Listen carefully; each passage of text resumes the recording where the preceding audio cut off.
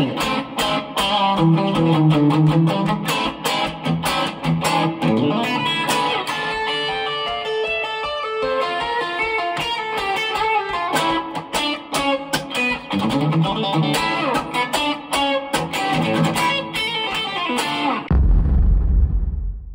right, so this is going to be a tutorial breakdown for the etude called Kevis. In this video, I am only going to be predominantly dealing with how to play it and what techniques are being used, but not the theory behind it. That would be in another video because that will be a lengthy video in unto itself. Okay, so here we go.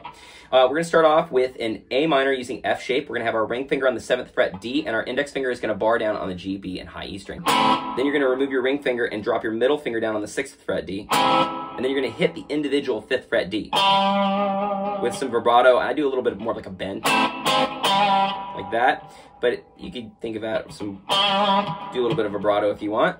Then what we're going to do is that we're going to be doing like a minor pentatonic with chromatization here. And it's going to go 7 on the A, 5 on the D, and then it's going to do on the A string 7, 6, 5, 6, 7, and then it's going to go on the D string 5, 6, and then it's going to hit the A minor using F shape again.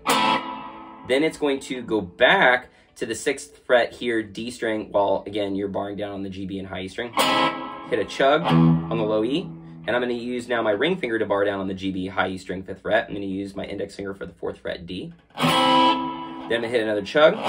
Then I'm going to be over here. This is like an E7. Okay. And it's on the 7th fret A, 6th fret D, 7th fret G. So in total.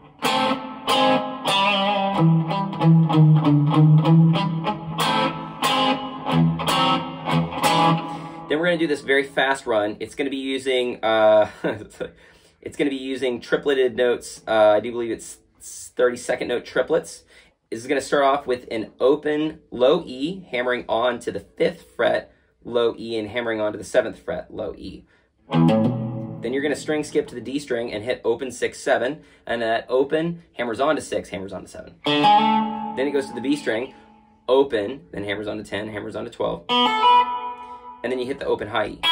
Now, when I play this, I'm actually doing a pick note, then I'm doing a chicken pick note, chicken pick note, chicken pick note. Then I'm doing another E7 up here. Now, be aware this is a rake that's happening. That's why it kind of gives that sound, like that. So what I'm doing is that I'm muting out, I'm not palm muting, I'm muting out the E, the A, the D, and I'm raking down, and then I'm releasing the rake once I hit the G, B, and high E string. So, and I slide away. Okay? So, like that. Now from there, I'm barring down. This is basically going to be a D minor using F shape, but it's inverting it. So I'm inverting it, and I'm going to be tapping now. So I'm, by the way, barring down on the 10th fret G, B, and high E string for this. I'm going to tap on the high E, 17, pulling off, the 15 pulling off. Then it's the B string, 18 and 17, and the 15 pulling off.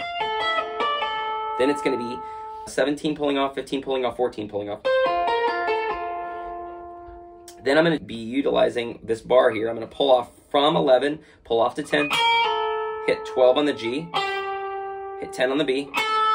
Then it's going to hit 12, slide up to 14, back to 12, and pull off to 10. There, right there is going to be an A7 that it uses there. So that A7 is going to be 14 on the D, 12 on the G, and then the 14 on the B. Now we're going to be going into a series of octaves here. It's going to be 12 on the D, and it's going to be 15 on the B, 11 on the D, 14 on the B. Then it goes 9 and 12 on the D and the B. So it's going to go... Then it's going to do this run where it goes... Okay, so it goes 3, 5. It's all palm muted. 3, 5 on the E. Then it's 4, 5, 7. Pay attention to the fingers I'm using. Then it goes 5. Then it pulls off from 7 to 5. And then I'm going to hit the 7th fret A and pull off to open. So you got in total. And then from there, so